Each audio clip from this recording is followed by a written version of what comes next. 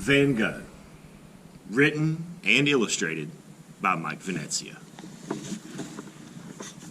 Vincent van Gogh was one of the most tragic artists who ever lived. Nothing ever seemed to go right for him, and he wasn't very happy. He never even smiled in his own self-portraits. Van Gogh was born in Holland in 1853 and died in France in 1890. Unlike most artists, Van Gogh didn't decide to become a painter until he was grown up. He tried a lot of other things first.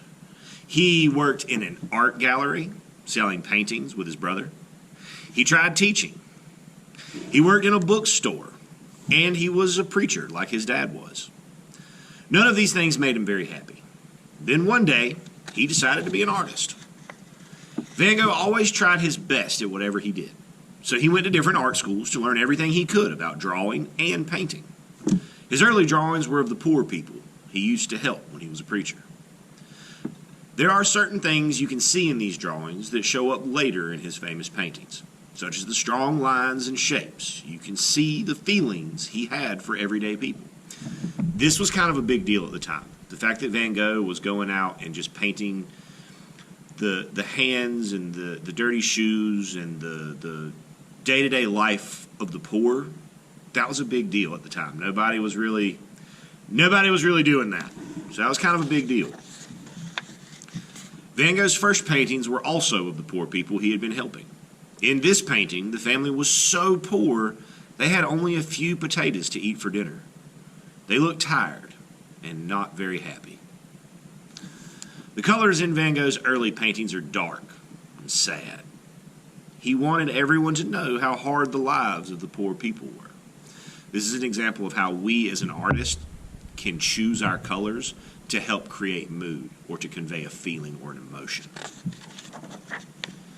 Van Gogh kept using dark colors until he discovered some very colorful Japanese artworks. These would have been mostly prints. He loved the bright colors and strong lines and shapes that he saw. Soon, Van Gogh's paintings started to look much more colorful. Look at the difference between the gloomy potato eaters and the painting above, which was done only a few years later. So again, here's the potato eaters, very, very dark, kind of gloomy. And here's the farmhouse in Provence, which is very bright. Look at this beautiful bright blue and these yellows. Examples of contrasting complementary colors right there. Yeah, this bright blue with this yellowish orange makes everything pop, stand out. Yeah, we talked about that. We know a lot about how Van Gogh felt and why he did certain things, because he was always writing letters to his younger brother, Theo. Theo always helped his brother. He encouraged him to paint and sent him money so that he could. Because Van Gogh was always sending and receiving letters, he got to know his postman pretty well. He painted pictures of him and used the postman's wife as a model in many of his paintings as well. In 1886, Vincent moved to Paris, France, to join his brother Theo. Paris was the center of the art world then. Since Theo was in the business of buying and selling paintings, and Vincent wanted to be an artist, it seemed like a pretty good place to be.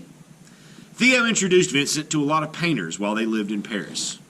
Hardly anyone knew it then, but many of those painters would become world-famous artists someday. So this is just kind of a quick list of some of the people that Van Gogh met.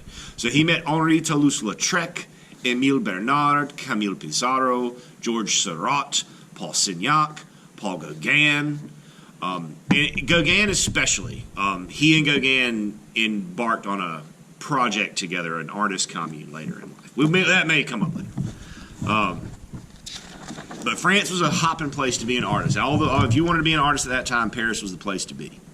A couple years later, Vincent van Gogh decided to leave Paris and move to a small country town called Arles. Van Gogh thought Arles would be a great place for artists to get together to paint and talk about their different ideas. He tried very hard to get as many artists as he could to join him. The only one to try it out was, as we mentioned, Paul Gauguin, although he wasn't really crazy about the idea. It turned out to be a big mistake. Gauguin didn't seem to like anything Van Gogh did in Arles. They argued a lot. Van Gogh probably decided to listen to Gauguin about cleaning the place up, because his bedroom looks pretty neat in this painting. And again, we have this use of complementary colors, this orangey yellow with these blue and blue-green walls, and this or blue walls, and then this blue-green color on the floor with this little bit of red poking out here, using that color theory to make things stand out and pop and create that contrast. Finally, after a very bad argument, Gauguin decided to leave Van Gogh and return to Paris. Van Gogh didn't know what to do. He really wanted things to work out well with Gauguin. Van Gogh had always had problems during his life with the way he felt. Sometimes he would get so angry and upset that no one could make him feel better. This time he became so angry and upset, he cut off part of his ear. Van Gogh painted pictures of himself after this happened. It looks like he wished he hadn't done it. Vincent van Gogh never really got better after Gauguin left him. Sometimes he was too angry to paint, and sometimes he was too sad to paint. When he felt good, though, he painted better than ever. He made the stars in the starry night seem like they're really shining. The trees in this painting look like flames. It feels like the whole picture is moving. It has this amazing quality of movement, as well as this amazing contrast in his paintings that comes from using these complementary colors paired with each other. In this painting, Van Gogh made the sun look really hot. You almost feel like you should put sunglasses on to look at it. So part of what makes the sun look so hot here is this texture that he's created with these whites and pale yellows and oranges, and the fact that the sun itself is kind of flat. And we have all these warm colors radiating outwards. Van Gogh usually put his paint on very thick, which we call impasto. Sometimes he painted so fast he didn't even mix his colors. He used paint right out of the tube. Van Gogh used so much paint, he was always running out. Sometimes he stopped buying food in order to buy more paint. So he was hungry a lot of the time, and he was not healthy. Hardly anyone was interested in Van Gogh's work while he was alive. He sold only a few drawings and maybe one or two paintings.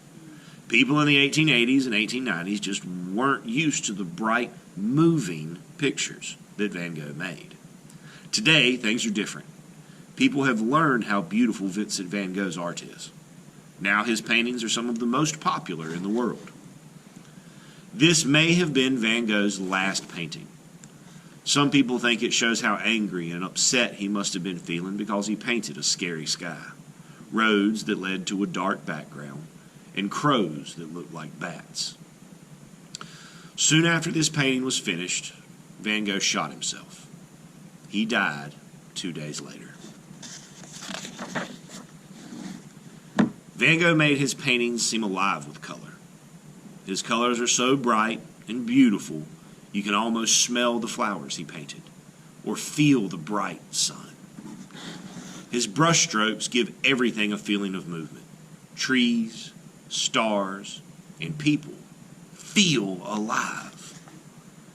Maybe more than any other artist, Van Gogh's feelings came out in his paintings.